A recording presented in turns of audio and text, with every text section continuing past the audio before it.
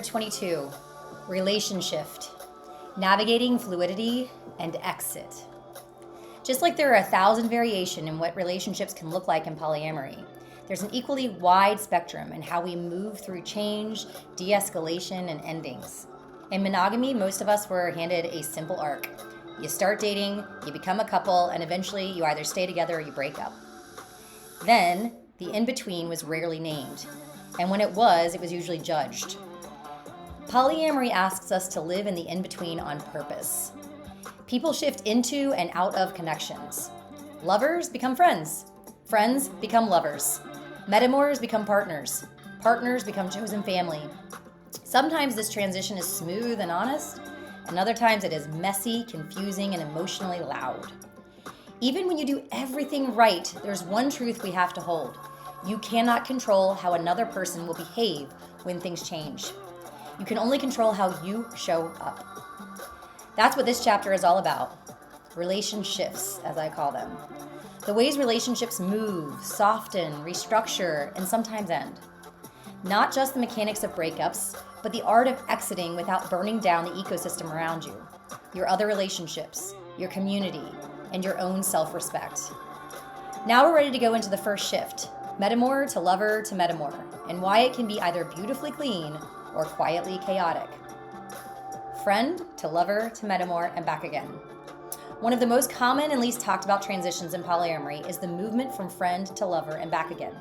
I've experienced it personally, and it came up again and again in interviews for this book. When it works well, it can feel almost effortless. When it doesn't, it can quietly scramble a polycule.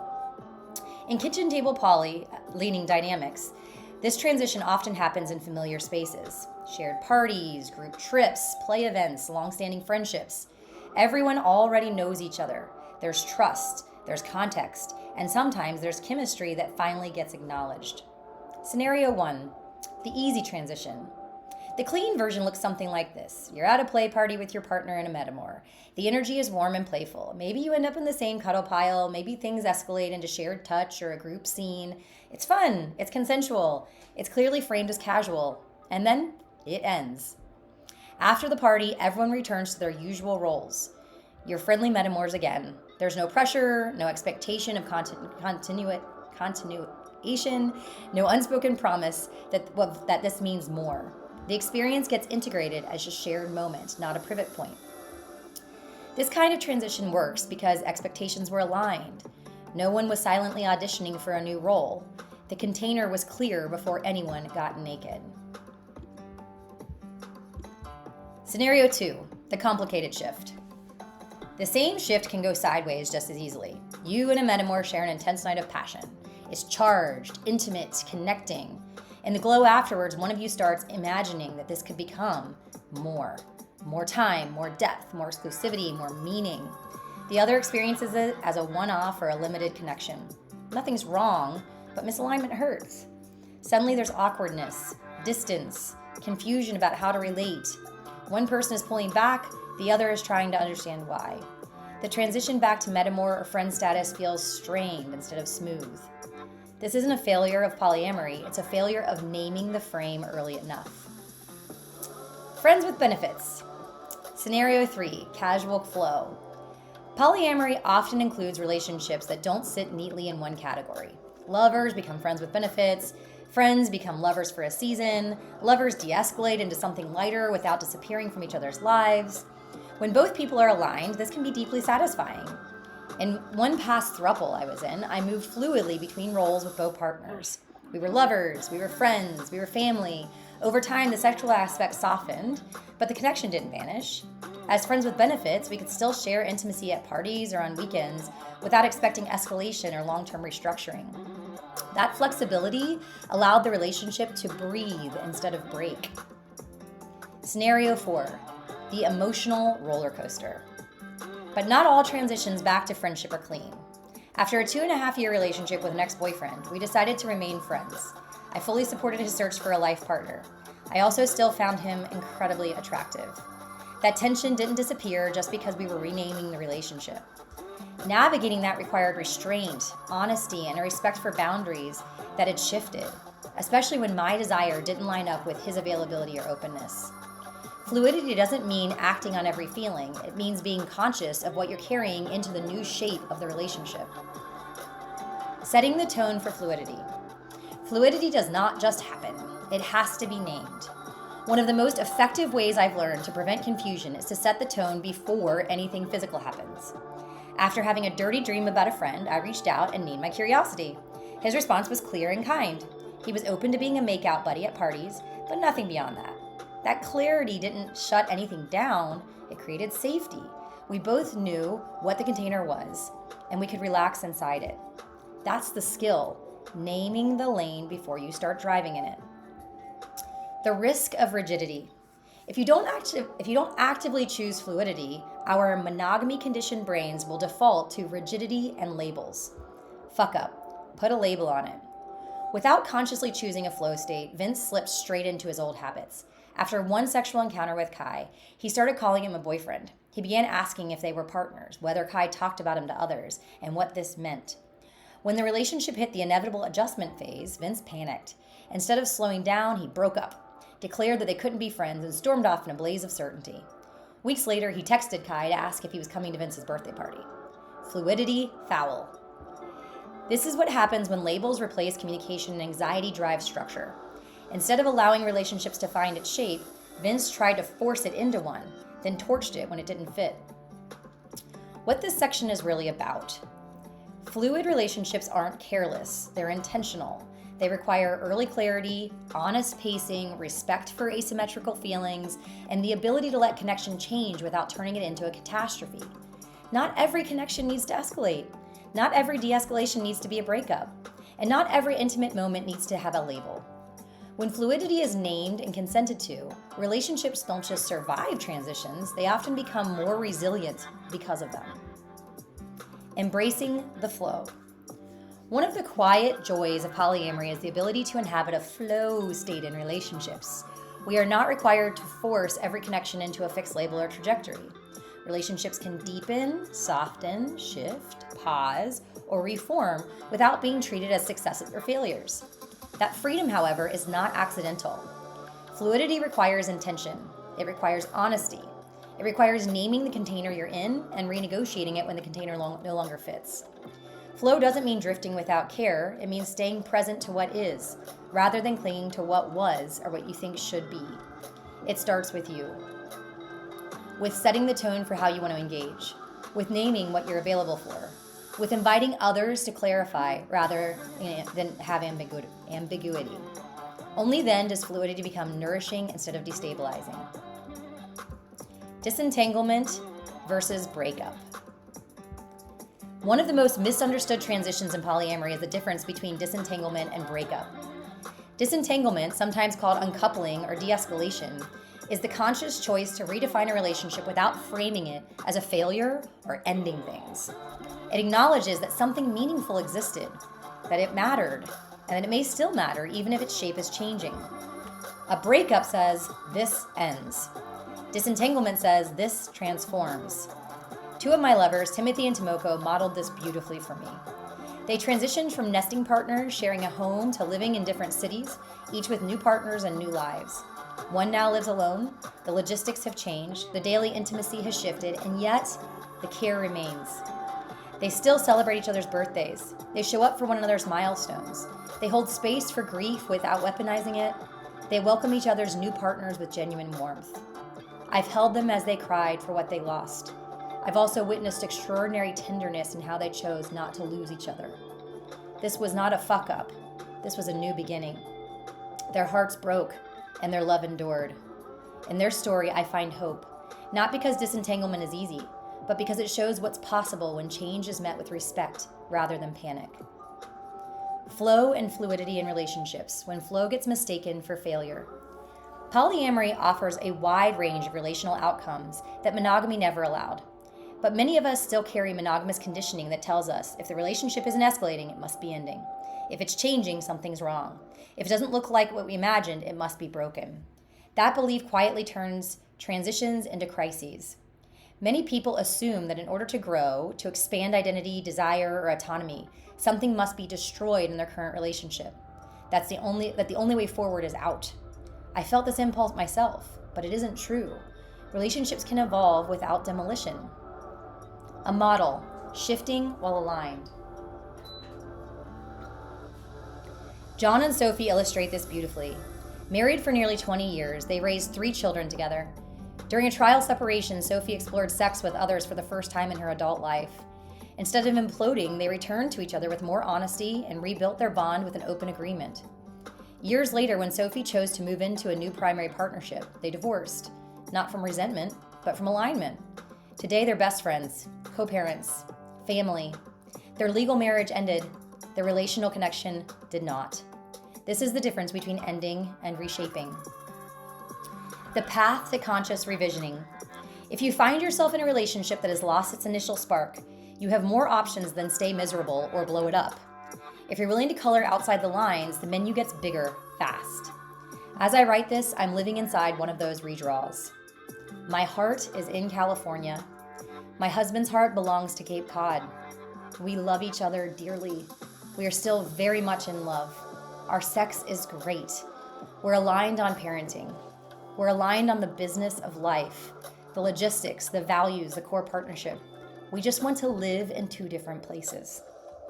That sentence sounds simple until you try to build life around it. We considered divorce. We considered a trial separation. We considered the familiar scripts, but none of them fit. We don't want to break up. We don't want to burn down what we've built. We want to live in 2 places and still be a family. So we went to therapy. And with support, we built a structure that honors both truths. 2 family homes. He lives primarily on Cape Cod. I live primarily in San Diego. Our son has a real voice in where he wants to be. My husband comes to San Diego in the summer. I go to Cape Cod in the fall and spring because I'm not built for New England winters. And we travel between homes as a family as often as we can. This isn't the easiest path, but it's ours. And it's a perfect example of what I mean by re-envisioning. Refusing the false binary of together or done and choosing a third option that fits the actual shape of your heart. Re-envisioning before you detonate. Here's what I wish more people understood. Most relationships don't need a dramatic ending. They need a deliberate update. Effective disentanglement, de-escalation, or redesign starts with open dialogue about each partner's needs, fears, and non-negotiables. Not in the middle of a fight, not after someone has already emotionally checked out, while there's enough safety to tell the truth without using it as a weapon. The process is simple in concept and brave in execution. You keep regular check-ins so the relationship doesn't drift into silent resentment. You schedule re-envisioning sessions where each of you writes a vision for the next chapter of your life, not just as a couple, but as individuals too. And then you negotiate those visions together, line by line, so you can see what is compatible, what needs a redesign, and what might truly require separation. When my husband and I did this, the outcome surprised us. Not because we discovered we were incompatible, but because we finally named the real friction, geography. He wants quiet and rooted. I want expressive and expansive. Once that was clear, we stopped treating the tension like a relationship failure and started treating it like a design problem. Exercise, a re-envisioning session. Set aside 60 to 90 minutes when you both are calm.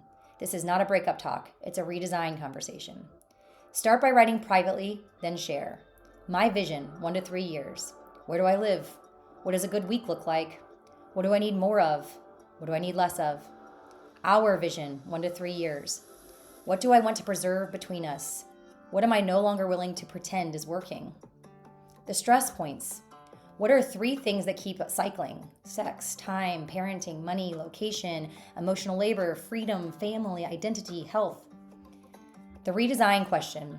If we weren't allowed to choose to stay the same or break up, what would we build instead?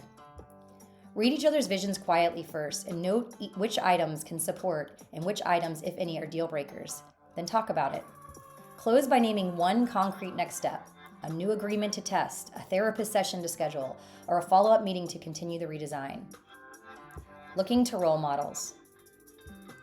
When I voiced fears about divorce, my husband and our therapist reminded me of something that was both annoying and liberating. We've never followed a traditional path. Why would we start now? So here's a useful question. Who are your role models for doing this well? Not the fantasy couples, but the real ones. The ones who found a way to stay kind when things changed. the ones who redesigned with dignity instead of detonating with blame. Find them, learn from them, borrow what fits. Rights versus responsibilities. My husband shared a thought with me that shifted the entire emotional posture of these conversations. He referenced an interview with Jane Goodall, where she spoke about moving away from debating rights for animals and towards focusing on our responsibilities as humans. It hit me immediately. In moments of transition, we get fixated on rights. I have the right to be happy. I have the right to live where I want. I have the right to want more. True. But polyamory, parenting, and long-term partnership also demand that we ask harder questions. What are my responsibilities to the people I love, to my partner, to my children, to my community, to the life we built together? Not as a way of self-abandon, as a way to design with integrity. 5 steps to conscious uncoupling. When relationships shift, especially long-standing or deeply entangled ones, most of us are handed exactly 2 cultural scripts: stay and suffer, leave and burn it down. Conscious Uncoupling by Catherine Woodward Thomas offers a third option. Not an easy one, but a humane one. At its core, the framework isn't about doing everything right. It's about moving through the relational changes with enough honesty and care that no one becomes a villain, just so the story makes sense. The first step is emotional freedom. That means letting yourself feel what is actually there, not what you think you should feel. Grief, relief, anger, nostalgia, fear, gratitude, often all at once. Suppressing those emotions does not make you stronger. It guarantees they'll surface sideways later. From there comes reclaiming your power. Not power over the person, but responsibility for your part in what existed and what ended. This isn't self-blame, it's authorship. What did you learn about your needs, your limits, your patterns, your capacity? How do you carry that forward without dragging the past behind you like a live wire? The third step is breaking the spell of blame. Blame is seductive because it gives clarity and moral high ground. It also freezes growth. When you shift from who was wrong to what actually happened between us, the story gets more complex and far more useful. Most relational endings are not crimes, they're mismatches, miscommunications, timing issues, or unhealed wounds colliding. Then comes creating new agreements, especially when lives remain untangled. Children, finances, shared homes, community, or long-standing emotional bonds don't evaporate just because the relationship label changes. These agreements aren't about pretending everything is fine. They're about deciding how to treat each other now. Finally, there's holding a vision for the future, not a fantasy. A grounded picture of who you are becoming. What kind of life fits you? What kind of relationships support that life? This vision isn't anti-love, it's pro-alignment. Then, taken together, these steps guarantee a painless transition. Do not guarantee a painless transition. They do, however, dramatically reduce collateral damage.